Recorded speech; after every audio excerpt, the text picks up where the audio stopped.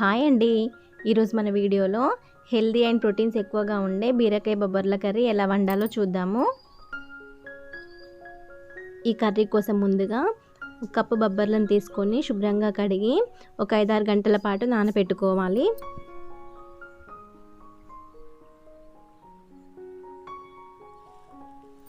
బొబ్బర్లు ఇలా నానిన తర్వాత వీటిని కుక్కర్లో వేసుకొని కొంచెం ఉప్పు వేసుకొని ఒక 2 విజిల్స్ వచ్చే వరకు ఉడికించుకోవాలి.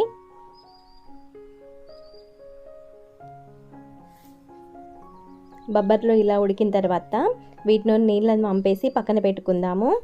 ఇప్పుడు కర్రీ ఎలా వండాలో చూద్దాము. ముందుగా బీరకాయ ముక్కల్ని ఇలా చిన్నగా కట్ చేసి పెట్టుకోవాలి. ఇప్పుడు స్టవ్ పైన ప్యాన్ పెట్టుకొని అది వేడైన తర్వాత అందులో ఒక 2 స్పూన్ల వరకు ఆయిల్ వేసుకోవాలి.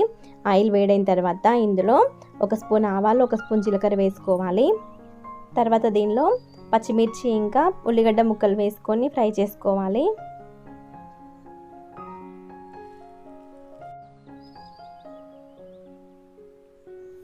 ఇవి ఫ్రై అయిన తర్వాత దీనిలో కరివేపాకు ఇంకా అల్లం వెల్లుల్లి ముద్ద వేసుకొని ఫ్రై చేసుకోవాలి. ఇప్పుడు దీనిలో ఒక 1/2 స్పూన్ వరకు పసుపు వేసుకొని కలుపుకోవాలి.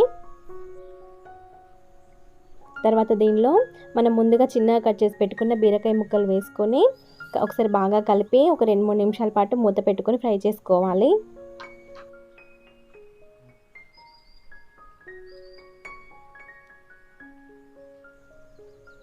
దీన్ని మధ్య మధ్యలో కలుపుకుంటూ ఒక 5 నిమిషాల పాటు బీరకాయ ముక్కల్ని ఫ్రై చేసుకోవాలి. బీరకాయ ముక్కలు ఇలా ఫ్రై అయిన తర్వాత ఒకసారి కలుపుకొని మనం ముందుగా ఉడకబెట్టుకున్న బొబ్బర్లను వేసుకొని మొత్తం కలిసేలాగా బాగా కలుపుకోవాలి.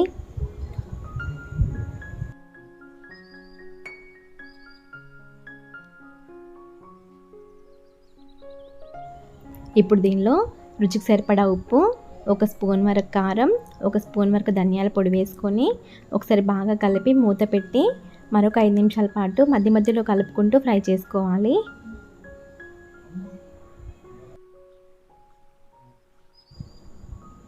ఇలా బీరకాయల బొబ్బర్ల కూర ఫ్రై అయిన తర్వాత చివరిగా చిన్నగా కట్ చేసిన కొత్తిమీర ఆకు వేసుకొని ఒకసారి బాగా కలిపి స్టవ్ ఆఫ్ చేసుకోవాలి.